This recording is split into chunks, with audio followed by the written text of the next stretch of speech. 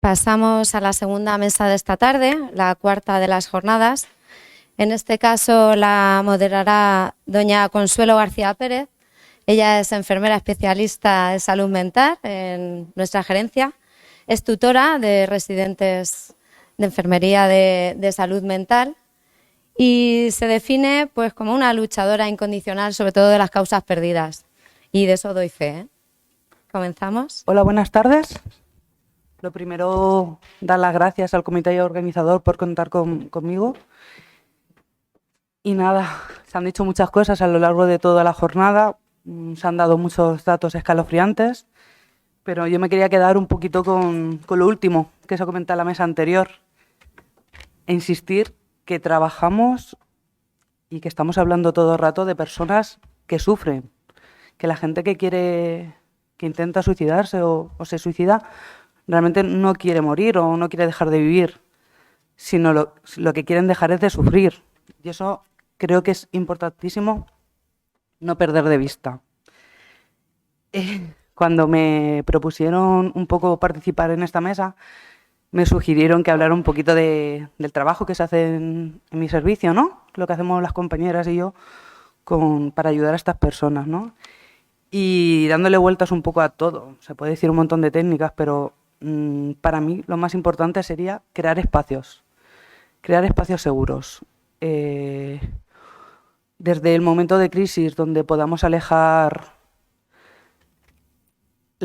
cualquier cosa que pueda ayudarles a hacerse daño, a espacios donde poder pensarse ellos, donde poder sentirse seguros para hablar de sus emociones, para poder acompañarlos en sus procesos, donde haya cabida para poder hablar de lo que realmente están sintiendo, que no se sientan solos, pero que también se sientan únicos.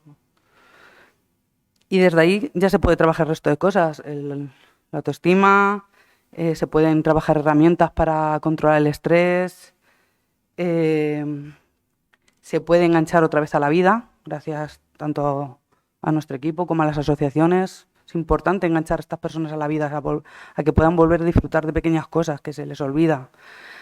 No sé, en ese sentido, volver a cuidar hábitos básicos, o sea, el sueño, la alimentación, cosas que se nos olvidan. O sea, desde ahí, si no tienen un sitio donde pensarse y donde se sientan seguros para poder hablar de lo que les está ocurriendo, me parece difícil trabajar el resto de cosas.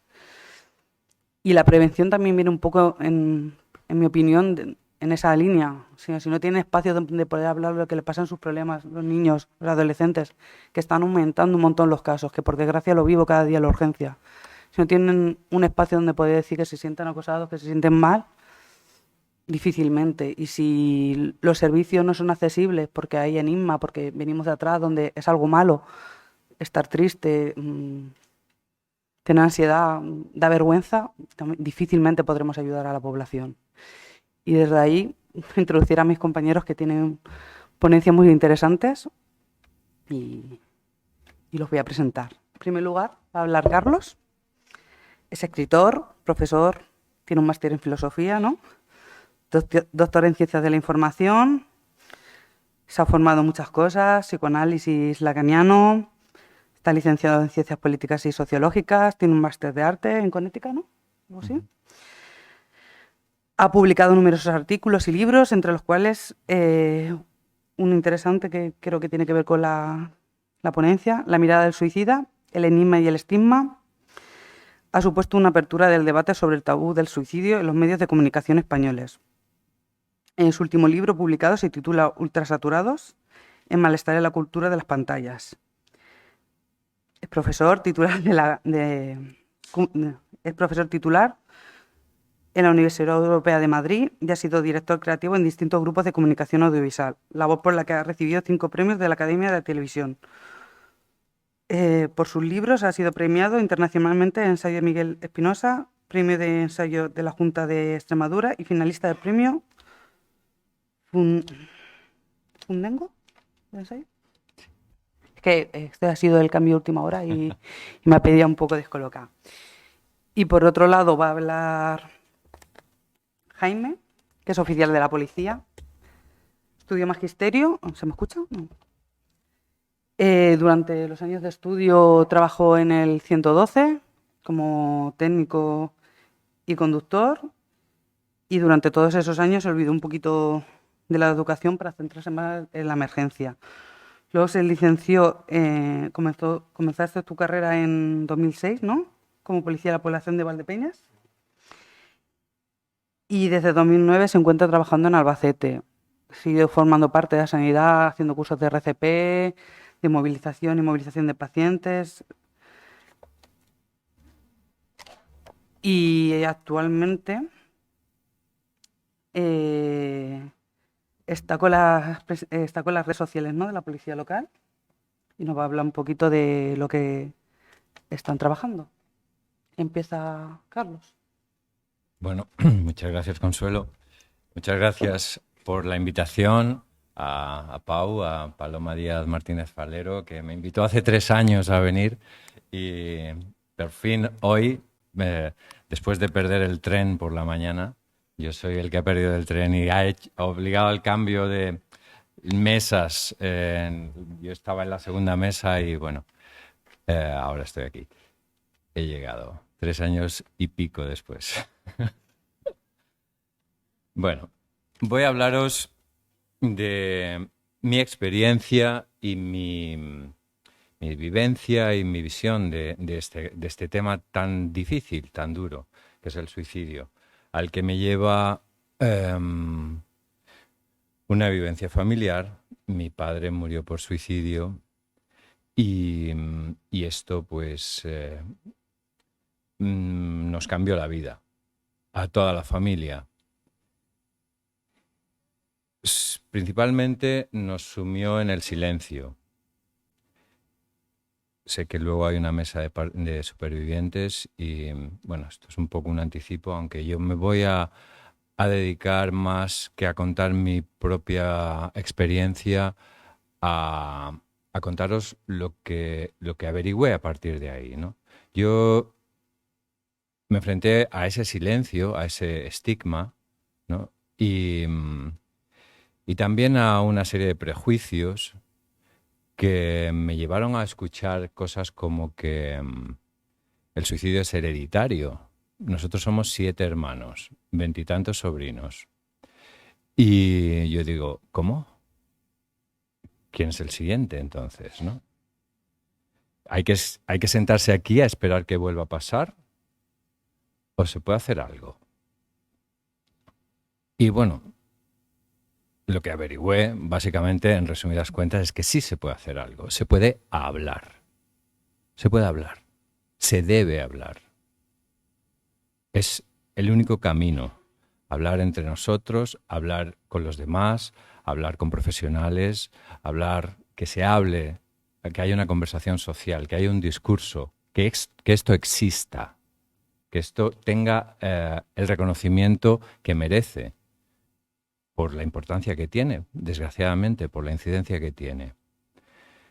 Y yo me preguntaba, ¿y por qué no se habla? ¿Por qué no se habla? Y leyendo, buscando, yo me dedicaba a escribir y quise saber más, ¿no? Voy a intentar resumir un poco lo que tenía preparado, porque en la presentación de la mañana había más tiempo y tampoco me quiero pasar, ¿no? Así que si voy un poco rápido con las diapositivas, disculpadme, porque tampoco quiero que nos pasemos de tiempos. El suicidio tiene una historia como delito y como pecado. Una genealogía muy oscura. Como delito desde la antigüedad. Bueno, todos sabemos que ha habido suicidios heroicos y figuras pues como todas estas, desde Cleopatra hasta Séneca, Sócrates, suicidios históricos, suicidios como heroicos, aristocráticos, pero a la vez con estos suicidios, digamos, míticos o mitificados, que también en la literatura, en el arte hay pues estas escenas de suicidio son muy frecuentes. Había otro suicidio, el suicidio de la gente corriente, ¿no? De los soldados, de los esclavos, de los siervos. Para ellos el suicidio estaba completamente prohibido porque su vida no era suya. Su vida no le pertenecía. Pertenecía al ejército, pertenecía al amo, pertenecía al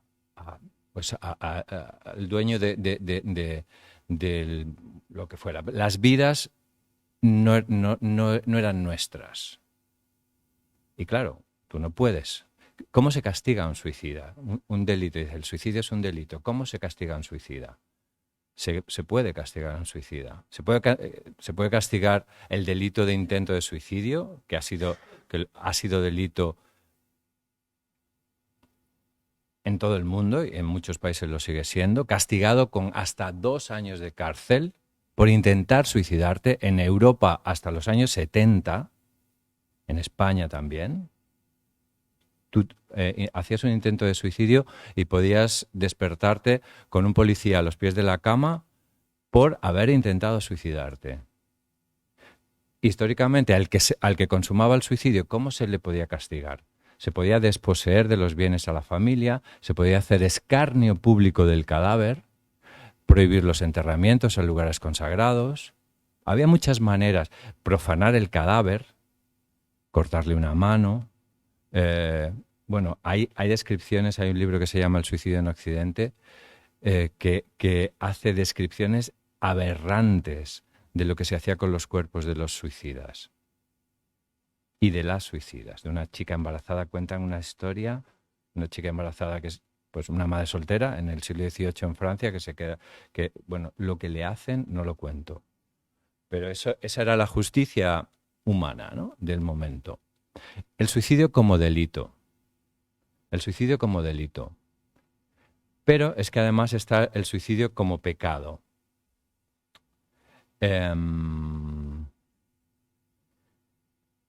Resulta que yo investigando digo, pues en el Antiguo Testamento hay muchos suicidas. Sansón, Saúl, Abimelec, Racis, otros.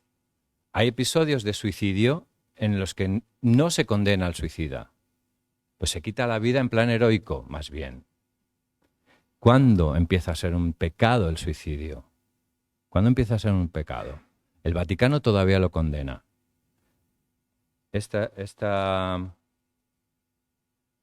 Por aquí lo tengo. El texto literal de la última mención que hace el Vaticano sobre el suicidio en los años 80. La muerte voluntaria, o sea, el suicidio es por consiguiente tan inaceptable como el homicidio. O sea, un crimen. Aunque a veces intervengan, como se sabe, factores psicológicos que pueden atenuar o incluso quitar la responsabilidad. Esta es la única frase por la que la jerarquía eclesiástica deja una fisura por la cual puede aparecer el perdón del pecado mortal que te condena inmediatamente por cometer un acto suicida. Pero como digo, esto no era así, ¿no? En el Antiguo Testamento, ¿cuándo pasa? ¿Cómo pasa esto a ser norma? Y es San Agustín el que decide, en el siglo IV, es uno de los padres de la Iglesia, uno de los que ayudan a establecer el dogma de la doctrina cristiana. San Agustín, como filósofo, pensaba, él elaboraba sus teorías, que fueron luego muy aceptadas, y su idea es que a la hora de condenar la muerte ajena, la muerte, el acto de la muerte de propio o de otro, decide que la muerte de otra persona o la muerte propia es tolerable, aceptable, cuando es una decisión colegiada. O sea, si un tribunal decide ejecutar a un preso, eso se puede, porque no es uno el que decide, son varios. En la guerra se puede matar, porque es el ejército, el Estado quien decide. Pero ni yo puedo matar a uno a título individual, ni yo me puedo matar a mí a título individual. Bueno, muy bien, San Agustín, enhorabuena. Así se queda. Ahí se empieza a forjar el dogma, que luego es aprobado en distintos concilios, en el siglo VI, VIII, y acaba el suicidio como pecado mortal. Bueno, pues ya vamos entendiendo cosas. Con esa historia se explica un poco, que te dé una vergüenza, que yo durante muchos años dijera que mi padre había muerto de un ataque al corazón. Que había muerto del corazón, decía yo. Que era más cierto que mentira, ¿no? Pero yo no quería que me cayera el estigma hasta que quise, ¿no? Hasta que quise que me cayera. Y decirlo y defenderlo, y que si alguien se sentía incómodo con el hecho que yo le dijera que mi padre había muerto por suicidio, pues se lo currara a él o ella. Yo ya me lo había trabajado, ¿no? Bueno, también intentar ayudar a que eso pase, ¿no? Pero hay tanto trabajo por hacer para que no nos dé vergüenza contar que alguien ha muerto por suicidio. Hay muchos sentimientos que afloran tras el suicidio de una persona cercana y que son legítimos. La rabia, la culpa, el dolor, pero la vergüenza no. Yo me resistía a que la vergüenza fuera uno de los efectos del suicidio de mi padre.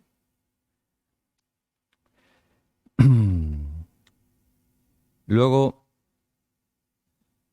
con el paso del tiempo, ¿no? o con la aparición de otras mentalidades, a partir del Renacimiento, con el humanismo, empieza a tratarse el suicidio como una afección, como una enfermedad. Con la primera pregunta moderna, ¿no? Dicen que es el ser o no ser de Shakespeare, que es una pregunta, ¿vale la pena vivir? ¿Vale la pena vivir? Es lo que se pregunta Hamlet. Ser o no ser, todo su monólogo, con una calavera en la mano, es preguntándose si la vida vale la pena. Si no conviene matarse, o si hay que aguantar esto, ¿no? Esa es una reflexión que hace Shakespeare y bueno, a lo largo de los siglos empieza a visualizarse un discurso en torno a la posibilidad de disponer de la propia vida. Si el hombre es dueño de su vida o no. ¿Lo somos? ¿O nos tienen que condenar condena civil y religiosa por disponer de nuestra vida? Rousseau ya se hace esa pregunta en forma de diálogo con un personaje que lo defiende y otra que lo ataca. Hume escribe un libro en el que defiende la libertad del suicidio, pero no se atreve a publicarlo y no aparece hasta después de su muerte porque dice no está todavía el mundo preparado para este discurso, y el primero que lo defiende públicamente es Schopenhauer. Dice, ¿cómo va a ser lo mismo un homicidio que un suicidio? Pensad en lo que tú sientes o sentirías cuando te dijeran que alguien ha matado a alguien o alguien se ha matado a sí mismo, ¿no? Los sentimientos son completamente diferentes. Y escribió un libro sobre el suicidio, se llama así, defendiendo la libertad individual para disponer de la propia vida. Siglo XIX. Su padre se había suicidado, el de Schopenhauer. Esto le hizo pensar de otra manera, ¿no? Quitarse prejuicios, tener el valor de exponer su idea, su reflexión. Pero esto es antes de ayer, en la historia de la humanidad. Y es que estamos todavía viviendo de ese bagaje cultural. Cuando decimos, ¿por qué no se habla del suicidio? Pues es por esto. ¿Por qué nos avergüenza? ¿Por qué lo callamos? ¿Por qué se oculta? ¿Por qué a todo el mundo que le das los datos de 4.000 suicidios al año en España, 11 personas al día, dicen, ¿pero cómo? el doble que accidentes de tráfico. ¿Pero cómo? ¿Y cómo? ¿Y si esto no se sabe? ¿Si esto no sale? Y también está, de lo que quiero hablar después, que tiene que ver con lo que también trae Jaime, el suicidio en los medios de comunicación, ¿no? El silencio mediático, el silencio social, no es solo silencio mediático, es silencio en las escuelas, es silencio en todos los estamentos, ¿no? En todos los ámbitos sociales, en las familias, en las familias que no saben que antepasados suyos han muerto por suicidio, que se oculta, ¿de qué murió la abuela o la tía abuela? Y que hay un silencio en torno a eso. No, es que se ahogó en el río.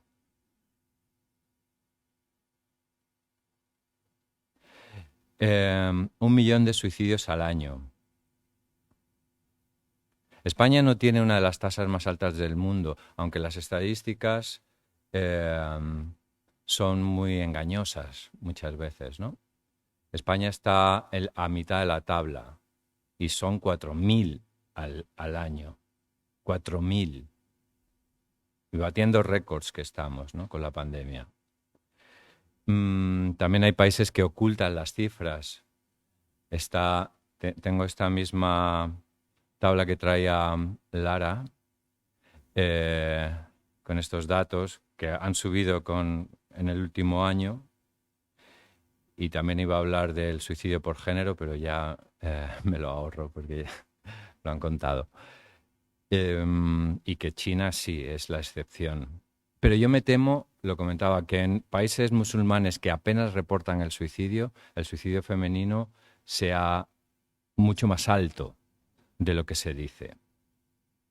No creo que en esas sociedades que no tratan mejor a las mujeres de lo que lo hacen en China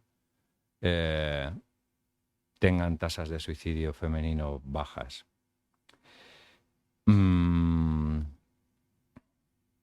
Hay una frase, cuando se habla de la casuística del suicidio, una frase de un psiquiatra que hablaba de cuáles son las causas del suicidio. No hay causas, hay constelaciones de causas. Algo parecido también a lo que ha contado la compañera anterior, ¿no? En la adicción se ve la punta del iceberg, pero por debajo hay muchísimo más, ¿no? Muchísimo más. Dice, no, es que se ha suicidado por desamor, por ruina económica, pero se entronca con la biografía de esa persona, ¿no? Con sus vivencias, con su manera de afrontar los problemas, con otra serie de dificultades que en otra persona ese mismo hecho, ese mismo dato no tendría ese efecto. Aunque sí hay algo que comparten casi todas las personas que hacen un intento de suicidio, que es el sentimiento de soledad o de aislamiento. A lo mejor no están solas, pero sí se sienten desconectadas del resto, ¿no? Y ese es un factor de alerta, de vigilancia, para el que todos estamos preparados para intervenir, contra el que todos estamos preparados para intervenir, no solo los sanitarios, no solo los profesionales, no solo los educadores, no solo las autoridades, los amigos, la familia, los compañeros, todo el mundo, todos sabemos cuando alguien está mal. Es muy fácil decir, oye, te veo mal, ¿qué te pasa? Es tan fácil como eso. No digo que podamos arreglarle la vida a los demás, pero sí iniciar esa conversación con, ¿y no necesitarías buscar ayuda? ¿No tendrías que hablar con alguien? Pero ese primer paso, no hay que tener ninguna carrera, no hay que tener ningún puesto, eso lo podemos hacer todos. Eso lo debemos hacer todos. Abrir el diálogo, abrir la conversación. Hay mucho miedo con respecto al suicidio, con esta idea de que, esto también hablaba aquí, como esto lo ha mencionado también Lara, ¿no? Pues como la La exclusión, la homofobia, la transfobia son factores de riesgo, ¿no?, del suicidio. Y el peso de la subjetividad de cada uno, cómo lo vivimos cada uno de nosotros, ¿no? No sé dónde iba. Bueno, el silencio mediático, ¿no? El silencio mediático, eso es lo se nos dice, del suicidio no hay que hablar. En las facultades de periodismo se enseñaba que del suicidio no había que hablar, porque el suicidio es contagioso. ¿Cómo? Bueno, y no es del todo incierto, pero ahora las ideas van por otra parte. Por otro lado, se decía que, bueno, que había un factor imitativo, podía haber un factor imitativo y eso hay que tenerlo en cuenta, hay que considerarlo, pero no podemos actuar en función de esto. Se llama eso el efecto Werther. Ese nombre se lo puso un sociólogo en los años 80, un norteamericano, porque, os cuento la historia, porque Werther, a finales del siglo XVIII, Goethe escribe Las penas del joven Werther, una novela romántica en la que un joven se enamora de la mujer de su mejor amigo. Y claro, no puede. Sufre por amor, pleno romanticismo, y se suicida. Decide que la única solución es el suicidio, porque está tan locamente enamorado de la mujer de su amigo que no le queda otra salida. Werther es un éxito internacional. Hay lo que se llamó una Werther Fever, una auténtica fiebre de, y una Werthermanía, ¿no? Con merchandising incluido, colonias, abanicos, figuritas. Werther era, pues yo qué sé, como el Señor de los Anillos. Puede ser para nosotros, ¿no? Tanto, y se produjo un fenómeno que había personajes jóvenes que se suicidaban con el libro de Werther en el bolsillo, vestidos como Werther, con un chaleco amarillo, un pantalón azul, que hacían referencias a la historia de Werther, inspirados en Werther. Por desamor se suicidaban como Werther.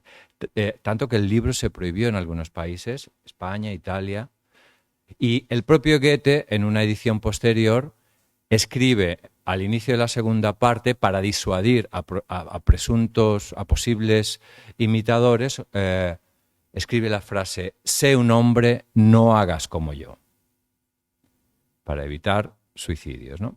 Bueno, por eso se llama el efecto Werther. Y hay un factor, bueno, que hay que tener en cuenta. Pero ahora se habla del efecto Papagino. Otro nombre que viene de Alemania, ¿no? Aunque sea italiano, pero es de una ópera de Mozart, de la flauta mágica. El efecto Papagino lo que dice es que hablar salva vidas, que hablar del suicidio salva vidas. Y esto es lo que ahora se enseña en las facultades de periodismo, lo que recomienda la Organización Mundial de la Salud. Hay que hablar del suicidio, hay que darle el lugar que merece.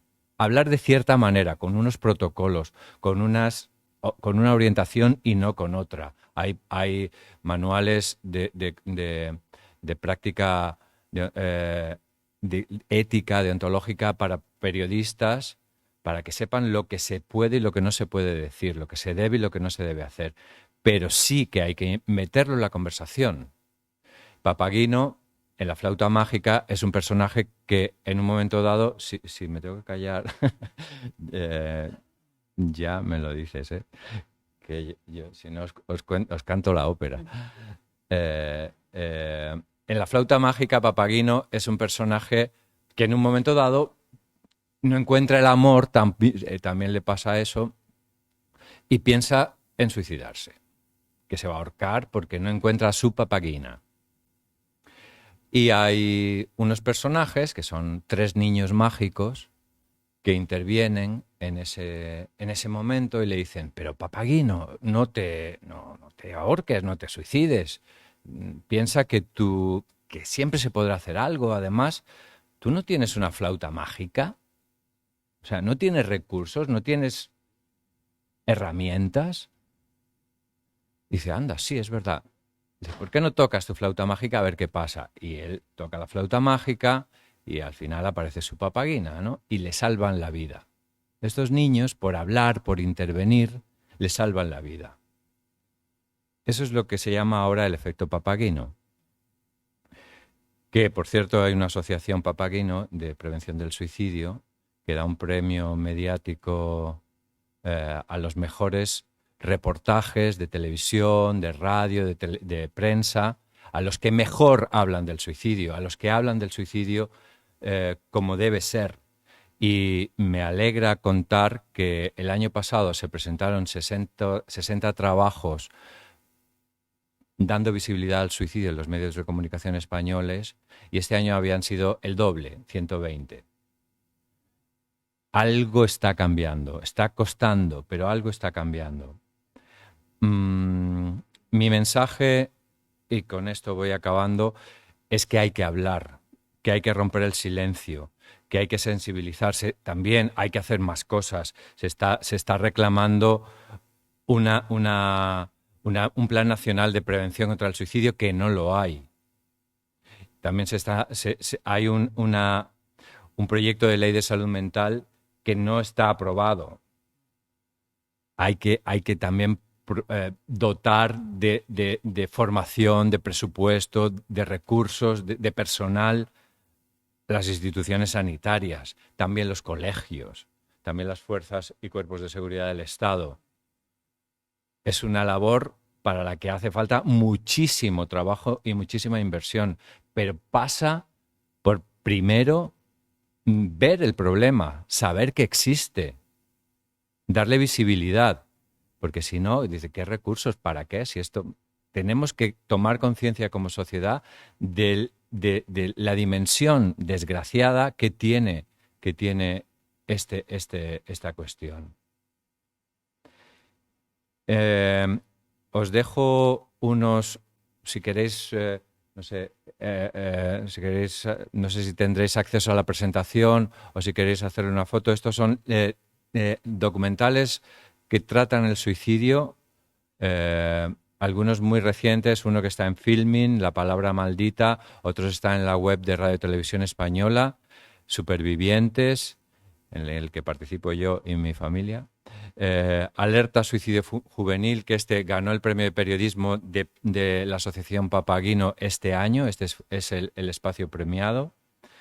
Y está muy bien sobre el riesgo de suicidio juvenil y adolescente.